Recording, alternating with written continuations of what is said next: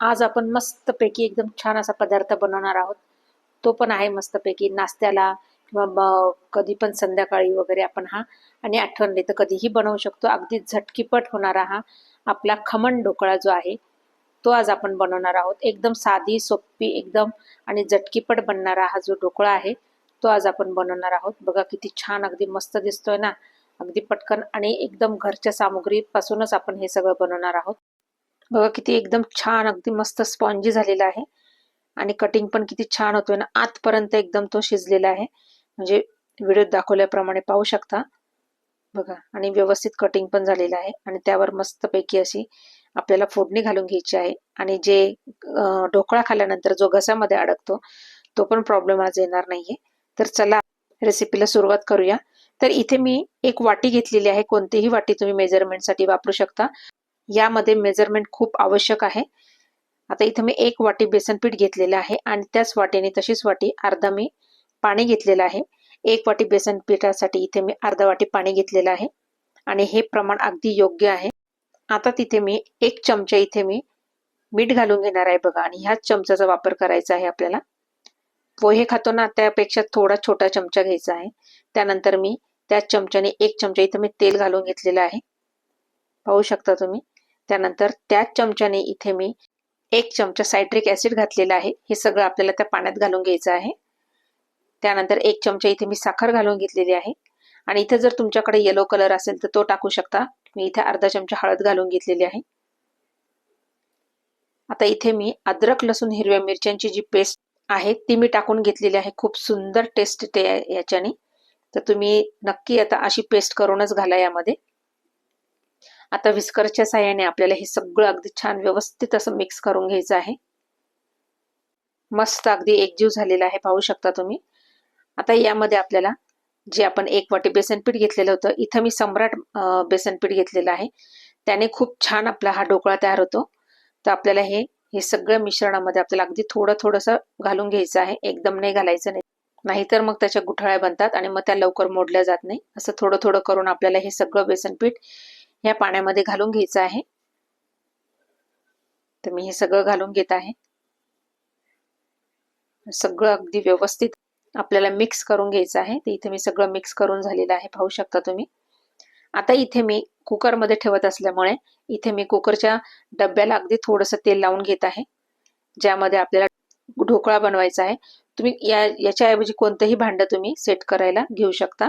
तर मी हे तेल लावून घेतलेलं आहे आणि कुकरमध्ये जाळी ठेवून थोडंसं पाणी घालून घेतलेलं आहे, जे नेहमी आपण घालतो. आणि त्यामध्ये असाच्या असा डबा ठेवायचा आहे आणि वरतून आपल्याला झाकण लावून घ्यायचं आहे, कारण त्या डब्यामध्ये थोडी वाफ बसली पाहिजे.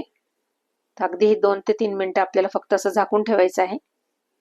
तोपर्यंत आपल्याला इथं जे आपलं बॅटर तयार झालेलं आहे ढोकळ्याचं ते बघूया आपण आता. बघा आता हे भांडं असं गरमच झालेलं आहे. छान इथे हे गरम होऊ द्यायचं आहे. बघा आता हे बॅटर किती छान अगदी तयार झालेलं आहे ना. बस आता इथे मात्र आपल्याला जेव्हा हे बॅटर त्या कुकरच्या डब्यामध्ये टाकायच्या आधी आपल्याला तिथं त्याच चमच्याने एक चमचा इथे आपल्याला बेकिंग सोडा घालून घ्यायचा आहे बघा. आणि हे आधी टाकायचं नाही, ज्यावेळेस आपल्याला कुकरच्या भांड्यात टाकायचं त्याच्या आधी आपल्याला हे बेकिंग सोडा इथे टाकून घ्यायचा आहे आणि पटापट पटापट आपल्याला हे सगळं मिक्स करून घ्यायचं आहे. आणि ही क्रिया अगदी पटकन करायची आहे आपल्याला. बघा किती छान अगदी मस्त फ्लफी झालेला आहे ना. सोडा टाकल्याबरोबर हे एकदम मस्त फ्लफी होतं आणि एकदम हलकं होतं हे मिश्रण आपलं. आणि आता लगेचच आपल्याला हे कुकर मधल्या भांड्यामध्ये टाकून घ्यायचं आहे सगळं. भांडं पण बघा एकदम छान असं वाफ निघते त्याच्यातून. ते सगळं अगदी झटकीपट आपल्याला ही क्रिया करायची आहे.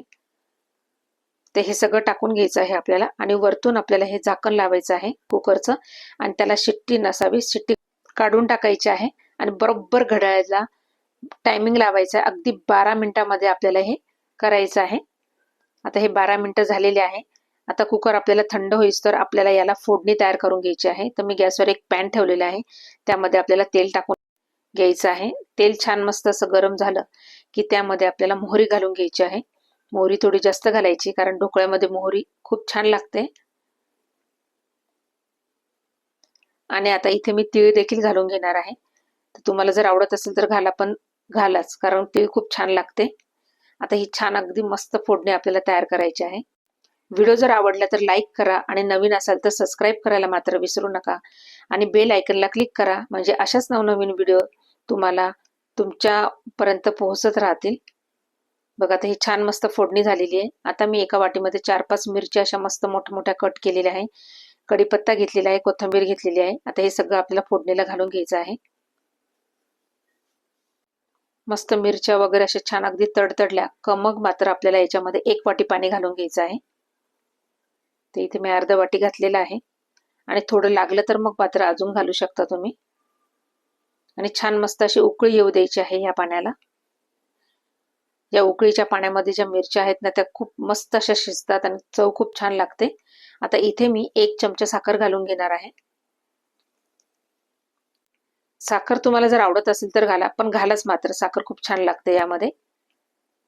आणि चवीपुरतं थोडंसं मीठ घालून घेणार आहे इथे मी.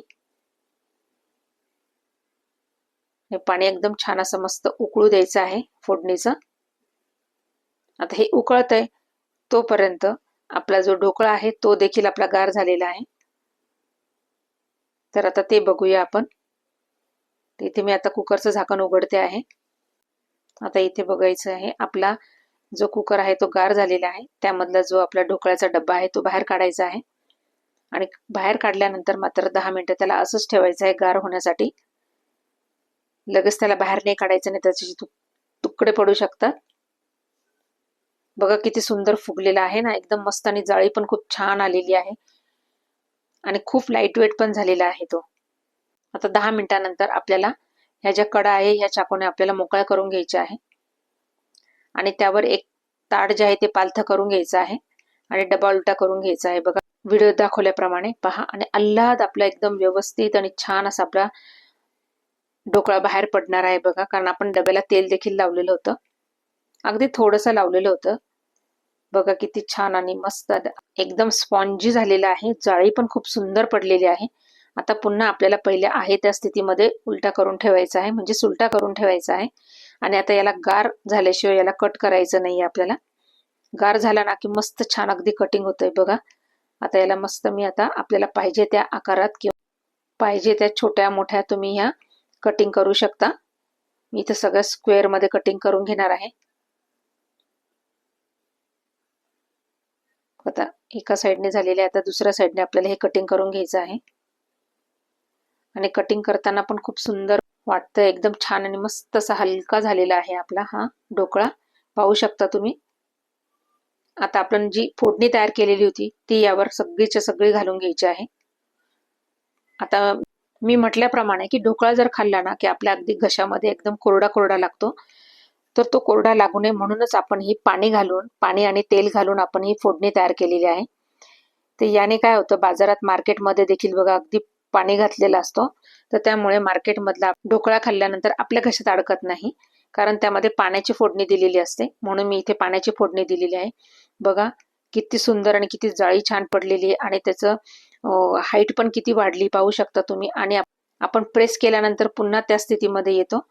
एकदम छान आणि एकदम सुंदर झालेला आहे ढोकळा. एकदा नक्की ही रेसिपी तुम्ही ट्राय करून बघा. अगदी झटकीपट होतो आणि एका वाटीमध्ये तर भरपूर सारा होतो, पाहू शकता तुम्ही. हाईट आणि बघा जाळी पण किती छान पडलेली आहे. एकदम लाईट वेट आणि एकदम टेस्टी झालेला आहे, खूप सुंदर. पाहू शकता तुम्ही, अगदी मार्केटमधून आणतो ना त्याही पेक्षा खूप छान झालेलं आहे आणि अगदी घरच्या वस्तूंपासूनच झालेला आहे. तर एकदा नक्की ही रेसिपी तुम्ही ट्राय करा आणि आपल्या मित्रमैत्रिणींमध्ये देखील हा व्हिडिओ शेअर करायला मात्र विसरू नका. आता मी खाते, बघा एकदम छान अगदी मस्त झालेलं आहे, एकदम टेस्टी झालेलं आहे. चला तर नक्की करून बघा ही रेसिपी.